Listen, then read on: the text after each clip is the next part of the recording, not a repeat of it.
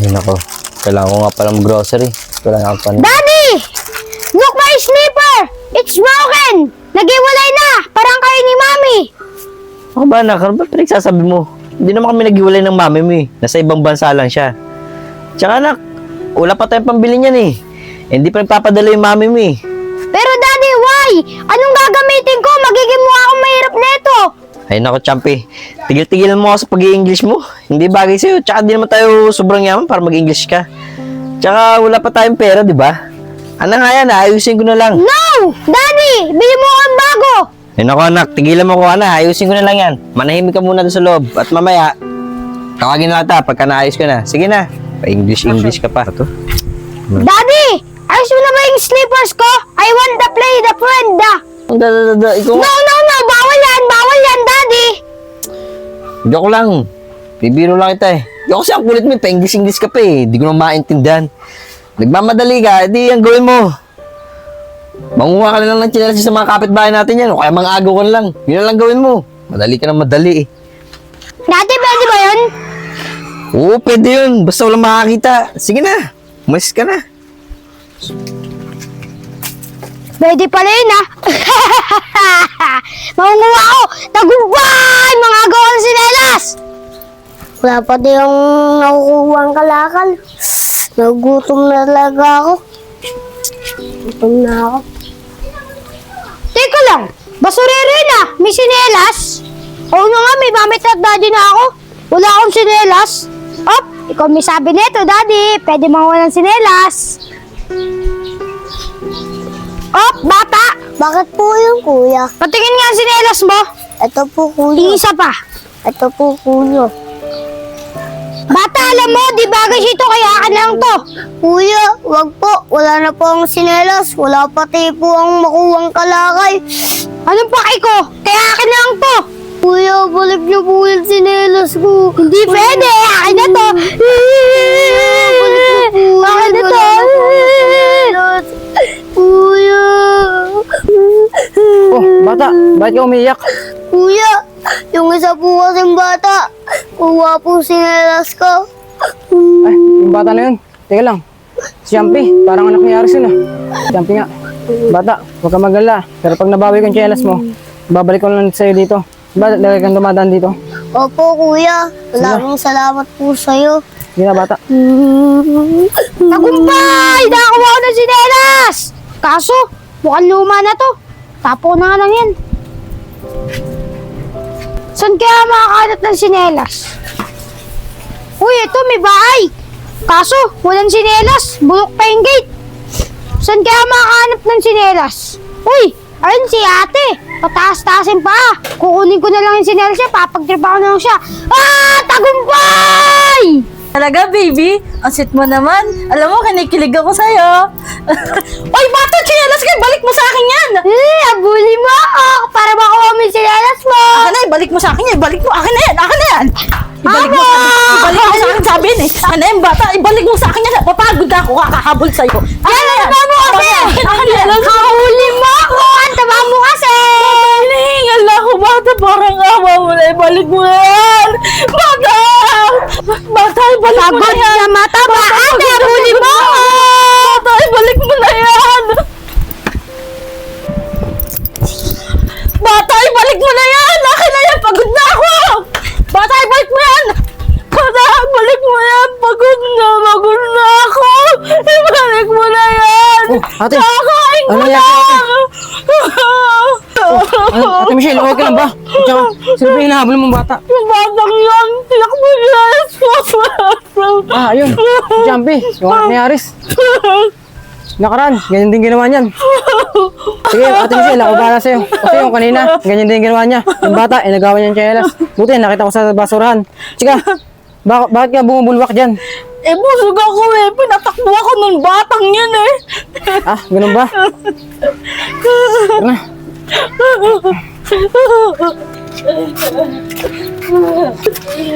Makoy, pakalumero ka ah. Kukunin ko rin yung sinelas mo.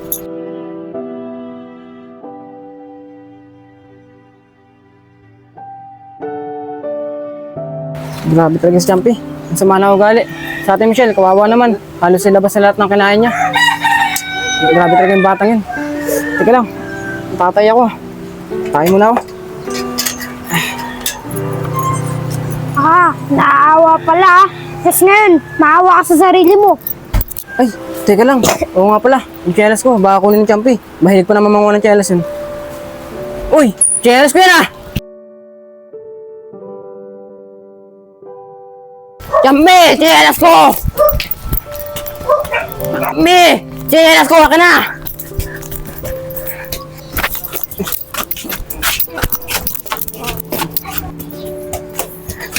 Eric, sorry bata, hindi ko Hindi siya sinasadya, hindi napapagod. kita napansin. Bata, sorry ah, bata! Ay. Bata! Tay! Oh, Makoy, bakit natalo ka? Ba't pinakawalaan? Bakit? Ano ba ginawa sa'yo? Tsinelas ko, tay! Wait lang. Hindi, abulin natin. Ay, bata! Pambira, Makoy. Ba't napunta yung tsinelas sa batang yun? Ang tuloy pala tumakbo yun. Hindi natin tuloy maabutan. Sobrang tuloy tumakbo. Ikaw kasi, tay, pinakawala mo pa eh. Hindi ko tuloy nahabol. Eh, malay ko ba? Inahabol mo yung batang yun. Nasa kanya yung tsinelas mo. Eh, kilala mo ba yung batang yun? Opo, tay. O, saan natin makikita? Halika, sa mama ko, punta natin. Opo, tay. Alam ko po yung bahay nun. Ano yun ah?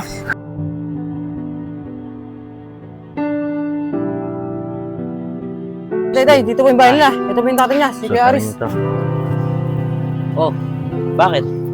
Kung bakit, yung anak niya po, kinuha niyo yung kelas ko. Pinahabol pa ako at ganun din ginawa niya sa ibang bata. Pinahabol niya rin. That's right! Alam mo ba, pinagod ako ng anak mo. Alam mo, may ano pa naman ako, may sakit ako, high blood ako. Yung anak mo, ilabas mo! Oh, teka lang. Inainin lang sa mga sinasabi niyo sa anak ko ha. Hindi kayang gawin na anak ko yun. Ba, kilala niyo naman siguro ako. Mayaman ako, may tindahan ako, may asa akong nasa ibang bansa.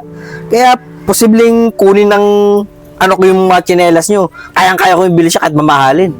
Anong kayang-kaya? Eh, kinuha niya nga rin yung kelas sa Ate Michelle eh. Pinahabol niya pa. Oh, ikaw ha, yung bunga mo ha. Ang laki-laki pero masama yung sinasabi mo ha. Oh, ba't ginaganyan mo yung anak ko? Mabuti ba ilabas mo yung anak mo para malaman natin katotohanan? Huwag ka magkasalita ng ganyan ha. Totoo naman yung sinabi ko ha. Tsaka di magagawa na anak ko yun. Napakabait nun. Tsaka kaya kong bumili ng maraming tsinelas ha. Kahit anong klase pa yan. Tay, nandito na ba ako? Di ba sabi niyo pa maago ako ng sinelas? Ito pa bago. Nak, ba't mo ginawa yun? Binipiro lang kita eh. Tay, kitang-kita, huling-huli. Tsinelas ko, tay. Tsinelas ko yan, oh. Oo nga, Makoy, oh, yan, wala ka nang ikakaila. Yan ang ebidensya. Ikaw pala nagtuturo sa anak mo ng ganyan.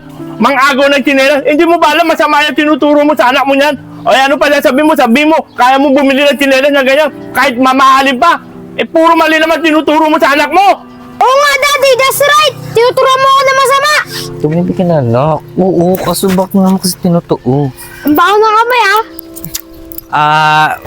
Mga sir, may hindi lang tayo pagkakaunawan eh. Pasensya na ko eh. Baka naman napulot lang kasi ng anak ko to eh. Ibabalik sa inyo. Eto na yung tsinelas ko. Pasensya na kayo. Tignan mo, ikaw, kahit biro yan, tinuturo mo sa anak mo, masama yung ginagawa mo.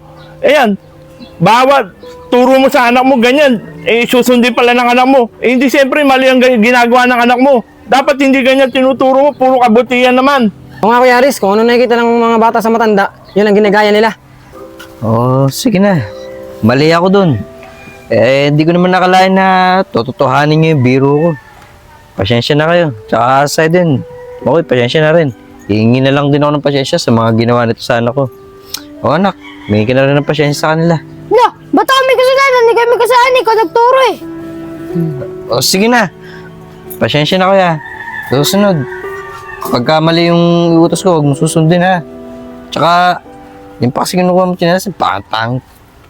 Ano? Tay, joke lang yun. Ako na manghingi ng sorry. Eh, kuya, sana mapatawad mo ako. Eh, wag ka sa akin humingi ng pasensya. Umingi ka ng pasensya sa anak ko, saka sa ibang taong ginawa mo ng ganyan. Makoy, sana mapatawad mo ako. Di ko na ulitin yun. Oo, Champi, pinapatawad na kita. Basta, huwag mo na ulitin, ha. Oo, Makoy. Baka ko sa'yo. Hindi na ulitin na ano ko yan. Tsaka ako na rin nang hihingi ng tawad sa mga nagawa na itong kasalanan sa ibang tao. Tsaka kuya, pasensya na rin sa abala. Ano, porwisya kayo ng anak ko. Siya, tama na yan. Oh, ganito na lang gawin natin ha. Huwag mo na tuturuan ng kaloko-lokohan niyang anak mo. Puro kabutihan naman ang ituro mo para hindi ganyan ang ginagawa ng anak mo. Ha? Sige na, Makoy. Sige na. Sige po tay, tara na po. Sige na. Kala mo naman. Mabait yung anak niya. Tignan mo kayo itsura ng anak niya. Halos sikawan na lang buong mukha. Tay! Joke lang yan, anak. O, tara na nga. Bibili na lang kita ng bagong tsinelas para hindi ka na mang agaw. Ha?